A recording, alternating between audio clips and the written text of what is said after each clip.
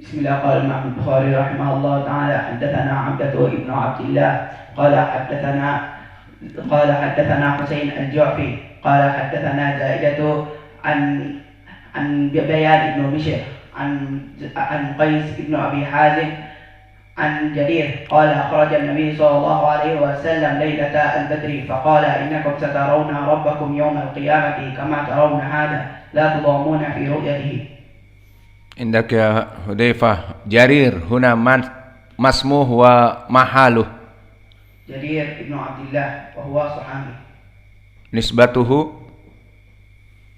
جرير بن عبد الله ماذا؟ البجلي. متى دخل إلى الإسلام؟ قبل حجة الوداع. أين دليل؟ كما قال النبي صلى الله عليه وسلم لجرير: أخبرهم أن يخفضوا صوتهم. An istansitu linnas, bahwa dia telah berkata kepada Jarir ibn Abdullah di Hajatil Wada, berkata Nabi, istansitin nas, wahai Jarir, suruh orang-orang pada diam. Maka di sini menunjukkan bahwa Jarir ibn Abdullah masuk kepada Islamnya di akhir, sebelum Hajatil Wada, bukan di awal hijrah ataupun di Makkah. Ahsan, barakallahu fiik. Man yaqra? Bismillah. Qala Imam hafizahullah ta'ala. Qala al-imam, man imam? Qala Imam Bukhari rahimahullah ta'ala, haddatsana Abdatu ibn Abdullah, haddatsana Husain al-Ju'fi an Zaidah an Qais ibn Abi Hazim حدثنا جرير قال خرج علينا رسول الله صلى الله عليه وسلم ليلة البدر فقال: إنكم سترون ربكم يوم القيامة كما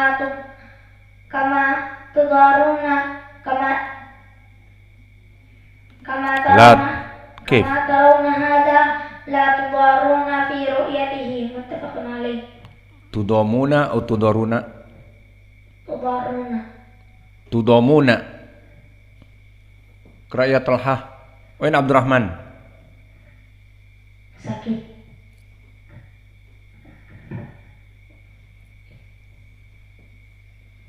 Bismillahirrahmanirrahim. Qala al-muallif hafizahullah ta'ala.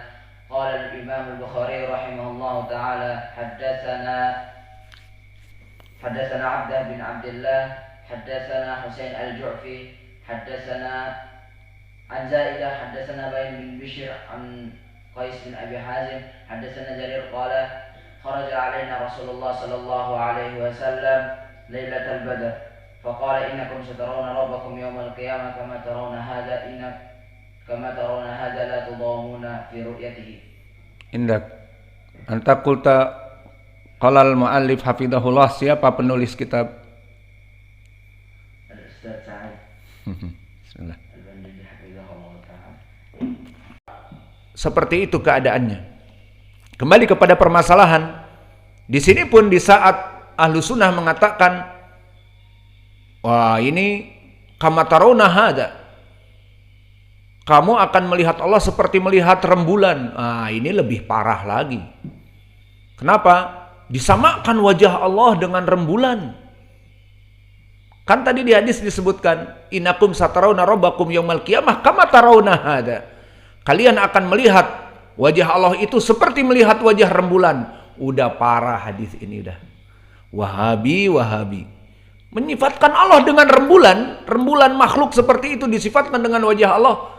Maaf, kalian juga mensifatkan wajah Allah ya. Tidak terasa. Padahal kan kalian tadi tidak menetapkan sifat Allah wajah.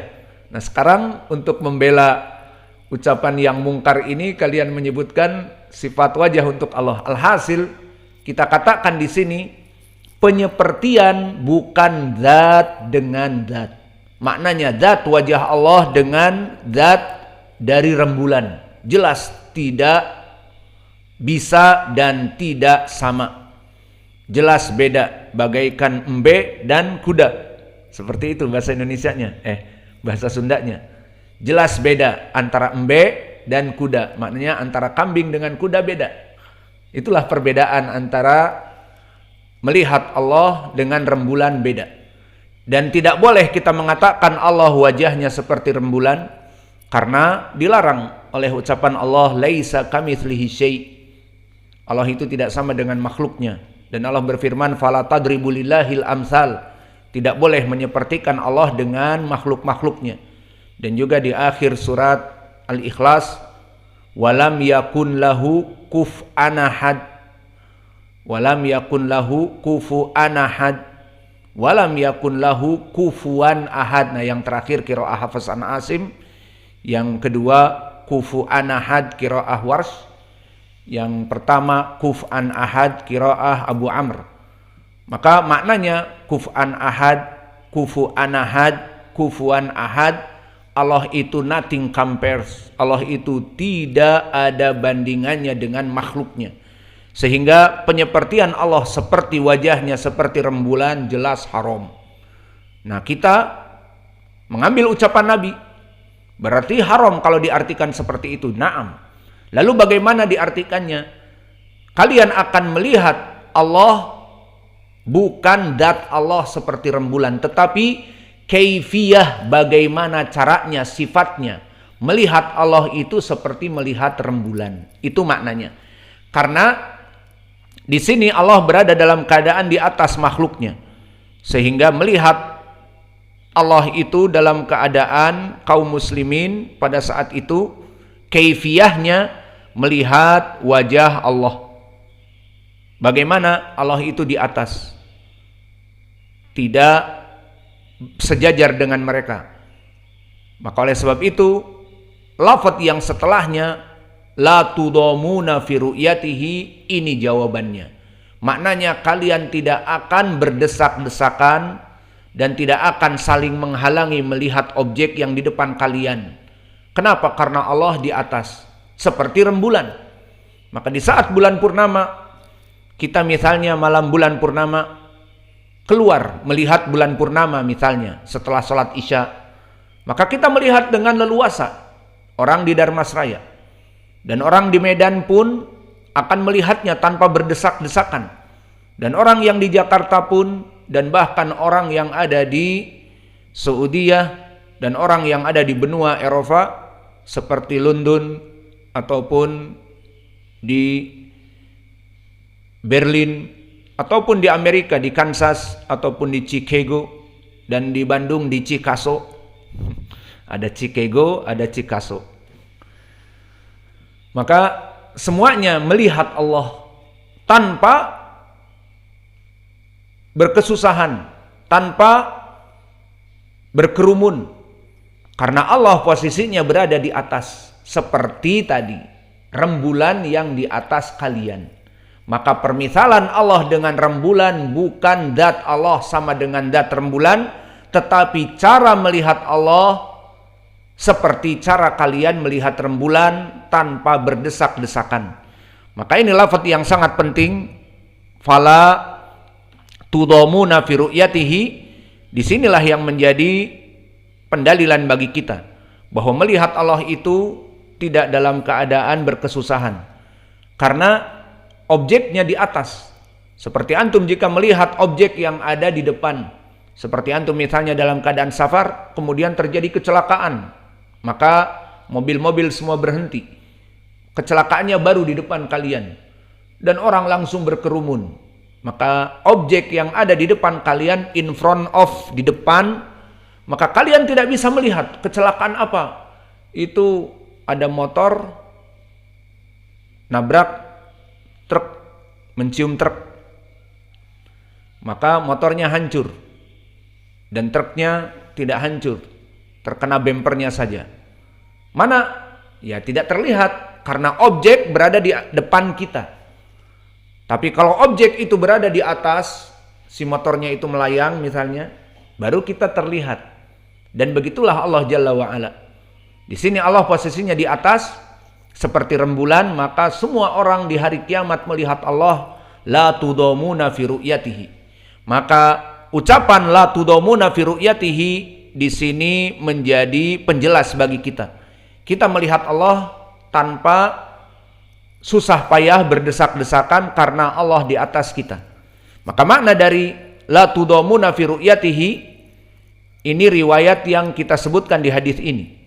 Dan telah datang riwayat di Sahih Al-Bukhari dari riwayat Yahya an Ismail bilafad la tudahuna. Jadi dua sekarang, la tudamuna dan la tudahuna. Dan di riwayat yang lain dikeluarkan oleh Imam Ad-Daruqutni di kitab Ru'yah la tudaruna. Maka lafadznya sekarang ada 3. Di Sahih Al-Bukhari yang kita baca sekarang dari Jarir la tudamuna. Dan masih dari riwayat Jarir berkesendirian Imam Al-Bukhari dengan lafadz la tudahuna. Dan di riwayat Imam Ad-Daruqutni dengan lafadz la tudaruna. Ada 3 berarti. La tudamuna, la tudoruna, dan la tudahuna. Semuanya bimakna wahid. Apa? La tuzahimun wala yanalaku wala yanalukum daimun. Bahwa kalian melihat Allah di hari kiamat tidak akan lelah, tidak akan capek, tidak saling berdesak-desakan di dalam melihatnya. Maka inilah makna dari hadis, dari tambih yang sangat penting tadi, sehingga kelompok musuh Islam tidak bisa mencela ahli sunnah. Kalian menyepertikan wajah Allah dengan rembulan. Maka ini kita bantah. Kemudian berkata penulis muttafaqun alaih. Apa makna muttafaqun alaih di sini? Perlu diperhatikan makna muttafaqun alaih kama qala al-Iraqi, seperti disebutkan oleh Imam al-Iraqi, bahwa makna muttafaqun alaih ma akhrajahu al-Bukhari wa Muslim. Wa huwa alladhi yu'tabar anhu ahlil hadits biqaulihim muttafaqun alaih. Bahwa makna muttafaqun alaih dikeluarkan Imam Al-Bukhari dan Muslim. Sehingga itu makna muttafaqun alaih. Wa bayana Imam Ibnu Salah bahwa yang diinginkan dengan muttafaqun alaih dimutlakkan kepada sepakatnya para ulama kepada 2 kitab Al-Bukhari dan Muslim. Maka ini yang diinginkan dengan muttafaqun alaih. Lalu bagaimana hukumnya? Hukumnya maktu bisihhatih wal ilmil yakin an-nadhari. Maka kata Imam Ibnu Salah, hukumnya maktu bisihhatih, dia dalam keadaan sahih. Maka oleh sebab itu pernah kami sebutkan juga di pelajaran kemarin bahwa para ulama menyusun khobar yang paling kuat pertama Al-Quran. Karena Allah berfirman, dalikal kitabu la raiba fih, tidak ada keraguan padanya. Setelah itu khobar apa dari Nabi? Di mana? Di kitab yang muttafaqun alaih. Disahihkan Al-Bukhari dan Muslim, itu dari khobar yang paling kuat setelah Al-Quran. Kemudian setelah itu apa? Yang berkesendirian di Sahih Al-Bukhari. Kemudian setelah itu khobar di mana? Khobar di berkesendirian di muridnya Sahih Muslim. Lalu setelah itu khobar di mana? Disebutkan waktu kami datang di Damaj, kitab Syekh kami Mukbil, Jami'us Sahih mimma laysa fi sahihain atau As-Sahih Al-Jami'. Kemudian Syekh Al-Albani fi Sahihah. Maka ini kitab-kitab ataupun khobar-khobar dari Nabi yang paling sahih, tidak ada keraguan. Dari Al-Quran, kemudian muttafaqun alaih, berkesendirian Imam Al-Bukhari dan berkesendirian Imam Muslim, dan apa yang ditulis oleh muhadditsun dengan syarat kumpulan hadis-hadis yang sahih. Maka inilah dari keutamaan mereka para muhadditsun. Meskipun karya-karya mereka tidak berjilid-jilid banyak, namun yang penting mereka saring dari hadis-hadis yang sahih, maka akhirnya bermanfaat bagi kita.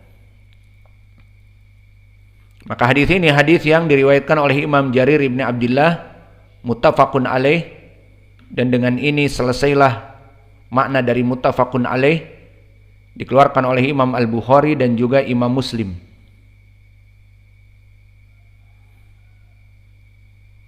Dan madarus sanadnya kepada Qais ibn Abi Hazim dari Jarir ibn Abdullah. Maka sanad di Al-Bukhari dan Muslim bertemu kepada Qais ibnu Abi Hazim dari Jarir ibnu Abdillah. Maka insya Allah di pelajaran yang akan datang kita akan masuk kepada hadis yang panjang. Maka kita cukupkan pelajaran kita di sini. Wa naktafi ila huna wa jazakumullahu khaira wa barakallahu fi ilmikum. Subhanakallahumma bihamdika asyhadu an la ilaha illa anta astaghfiruka wa atubu ilaik.